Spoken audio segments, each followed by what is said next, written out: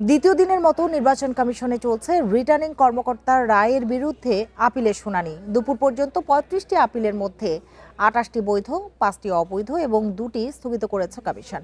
এদিকে আপিল শুনানিতে এসে জাতীয় পার্টির মহাসচিব শামীম হায়দার পাটোয়ারির অভিযোগ, মবের ভয়েই অনেক প্রার্থীর মনোনয়ন অবৈধ ঘোষণা করেছিলেন রিটার্নিং কর্মকর্তারা। ত্রয়োদশ জাতীয় সংসদ নির্বাচনে রিটার্নিং কর্মকর্তাদের সিদ্ধান্তের বিরুদ্ধে আপিল আবেদন হয়েছে ৬৪৫টি। আপিল শুনানির প্রথম দিন শনিবার ১ থেকে ৭০ নম্বর আবেদনের শুনানি শেষ হয়। রোববার শুরু হয় ৭১ থেকে ১৪০ নম্বর পর্যন্ত আপিলের শুনানি। আপিলে প্রার্থিতা ফিরে পাওয়ার তালিকায় ছিল জামায়াত, জাতীয় পার্টি, খেলাফত মজলিস সহ স্বতন্ত্র প্রার্থীরা। কমিশনের শুনানি কার্যক্রমে সন্তুষ্ট তারা। তো আমার একটা সিগনেচার বাকি ছিল, সেই জন্য আমাকে ডিসি রিটার্নিং কর্মকর্তা আমার মনোনয়নটা অবৈধ ঘোষণা করেছিল।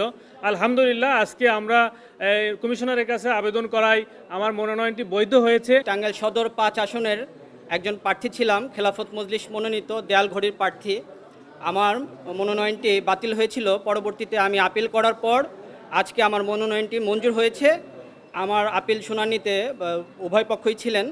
শুনানিতে অংশ নেওয়া শেষে জাতীয় পার্টির মহাসচিব শামীম হায়দার পাটোয়ারি অভিযোগ করেন, মবতন্ত্রের ভয়েই রিটার্নিং কর্মকর্তারা তুচ্ছ কারণে জাতীয় পার্টির অনেক প্রার্থীর মনোনয়ন বাতিল করেছিলেন। নির্বাচনে লেভেল প্লেইং ফিল্ড থাকলে জাতীয় পার্টি ৭০টির মতো আসনে জয়ী হবে বলেও আশা তার।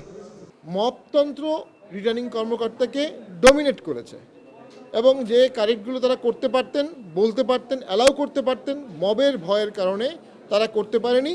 কারণ তৎক্ষণাৎ তাকে একটা ট্যাগিং করে দেওয়া হতো, তৎক্ষণাৎ তাকে দোষর বলা হতো। এই ট্যাগিংয়ের ভয়ে ভারাক্রান্ত প্রশাসন স্বতঃস্ফূর্ত ভোট করতে পারবে না। এদিকে সকালে ত্রয়োদশ জাতীয় সংসদ নির্বাচন ও গণভোটকে সামনে রেখে আইন শৃঙ্খলা বাহিনীর সঙ্গে বৈঠক করে নির্বাচন কমিশন।